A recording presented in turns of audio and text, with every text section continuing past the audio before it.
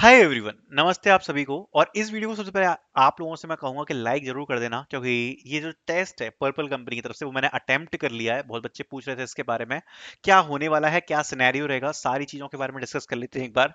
तो सबसे पहले हम सभी को पता है कि पर्पल की तरफ से हायरिंग आई थी। It was a direct test opportunity जिसके रजिस्ट्रेशन के लिए हमने वीडियो डाली थी। ठीक है, मैं एक बार आपको दिखा देता हूँ, ठीक है, क्योंकि जॉब रिक्वायरमेंट जो है वो ऑफिशियल पेज से हट चुकी है। पर्पल टेक की कंपनी की तरफ से जो हायरिंग थी, इसमें आप देख सकते हो मल्टीपल पोजीशंस की जो अपॉर्चुनिटी थी वो यहाँ पर मेंशन करी गई थी। एंड अगर आप देख सकते हो तो राउंड वन का जो असेसमेंट है ये 22 से लेके 24 मई तक होने वाला है।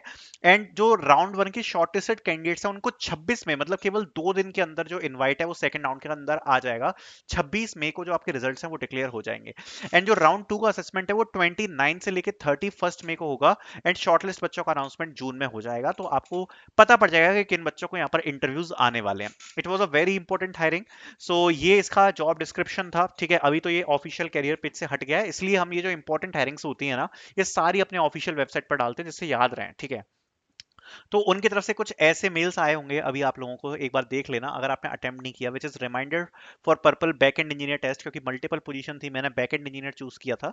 सो ये मेरे लिए आया है बैक एंड का टेस्ट। ठीक है, तो अगर आप देख सकते हो तो ऐसा मेल आया होगा जिसमें आपका जो डेडलाइन दी गई है वो 24 मई तक की जो डेडलाइन है वो यहाँ पर दी गई है। अब ये टेस्ट में है क्या क्या देना है, इसको एक्सप्लेन में एक बार आपको क्विकली कर देता हूँ।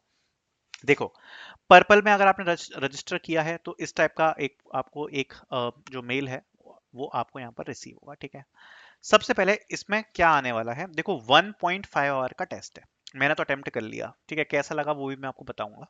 इस 1.5 आवर के टेस्ट को मैं 4 पार्ट्स में डिवाइड करूंगा। सबसे पहला पार्ट आएगा स्यूडो कोड। ठीक है, सेकंड पार्ट आएगा सीएस फंडामेंटल्स। ठीक है, थर्ड पार्ट आएगा कोडिंग क्वेश्चन। फोर्थ पार्ट आएगा एसक्यूएल। अब इसको जरा थोड़ा सा डिटेल में समझते हैं। सबसे पहले सूडो कोड कैसे क्वेश्चंस आए। सूडो कोड से यहां पर आपको दो कोडिंग क्वेश्चंस देखने को मिलेंगे।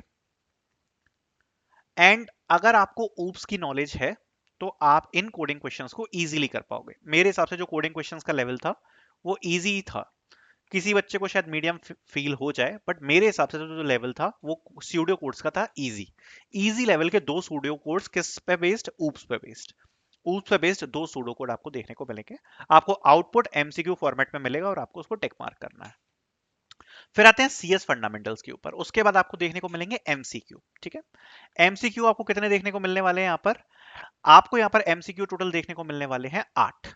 8 एमसीक्यूज आपको देखने को मिलेंगे। कौन से टॉपिक पर होंगे वो मैं आपको एक बार बता देता हूँ। जो आपके एमसीक्यू क्वेश्चंस होंगे वो अलग अलग टॉपिक्स पे हैं, जो मैंने फेस करे वो मैं आपको बताना चाहूंगा। एमसीक्यू क्वेश्चंस मुझे देखने को मिले डेवऑप्स के ऊपर, एडब्ल्यूएस, पाइपलाइन, आरएजी, ठीक है, और कंटेनर्स, ठीक है, एंड ट्रैफिक हैंडलिंग, ये सब चीजें। सो बेसिकली आप बोल सकते हो डिप्लॉयमेंट एक काफी इंपॉर्टेंट एस्पेक्ट है इन सीएस फंडामेंटल्स का जो कि पूछे जा रहे हैं। प्लस पाइपलाइंस बहुत ज्यादा इंपॉर्टेंट है। डेवऑप्स के जो कॉन्सेप्ट्स हैं वो इंपॉर्टेंट है। ठीक है, और जो सर्वर होता है, सर्वर को समझना काफी ज्यादा इंपॉर्टेंट है। मतलब अगर मैं बात करूं तो ये चीज जो मुझे लगी वो लगी मीडियम डिफिकल्टी की। मतलब अगर आप एक फ्रेशर हो और आपने प्रैक्टिकल चीजों पे काम नहीं किया तो ये आपको मीडियम हार्ड फील हो सकते हैं, क्योंकि इसमें जो क्वेश्चंस थे वो सिचुएशनल बेस्ड भी हैं। मतलब डायरेक्ट क्वेश्चंस नहीं है। आपको एक सिचुएशन दी जाएगी कि एक कंपनी है, उस कंपनी में ऐसी ऐसी कुछ सिचुएशन बन रही है। सो उस सिचुएशन में आप क्या एक्ट करोगे, तो उसके हिसाब से जो एमसीक्यूज हैं वो आपको यहाँ पर देखने को मिलेंगे। 8 सीएस फंडामेंटल्स के एमसीक्यू। ठीक है, उसके बाद आएगा एक कोडिंग क्वेश्चन। अब कोडिंग क्वेश्चन तो मुझे इजी टू मीडियम लगा, ज्यादा डिफिकल्ट नहीं है, बस एक उसमें डिफिकल्टी है वो मैं आपको बताऊंगा। इजी टू मीडियम आपको एक कोडिंग क्वेश्चन देखने को मिलेगा। ऐसा नहीं है कुछ ग्राफ या डीपी से आपको देखने को मिल जाएगा। नॉर्मल एरे स्ट्रिंग्स मैट्रिक्स इसी से रिलेटेड आपको क्वेश्चन देखने को मिलेगा, easy to medium. Only the thing is only two languages are allowed. One is JavaScript, second is go. केवल यही दो लैंग्वेजेस हैं जो कि अलाउड हैं। तो गो तो मेरे हिसाब से ज्यादातर बच्चों को नहीं आती है, तो जावा स्क्रिप्ट में कोड करना आपको अच्छे से आना चाहिए। This was the need. अगर आपको जावा स्क्रिप्ट नहीं आती तो प्रॉब्लम हो जाएगी। ठीक है, तो जावा स्क्रिप्ट की नॉलेज होना काफी जरूरी है। जो कोडिंग क्वेश्चन है वो जावा स्क्रिप्ट के ऊपर है, लेवल डिफिकल्ट नहीं है, इजी मीडियम ही है।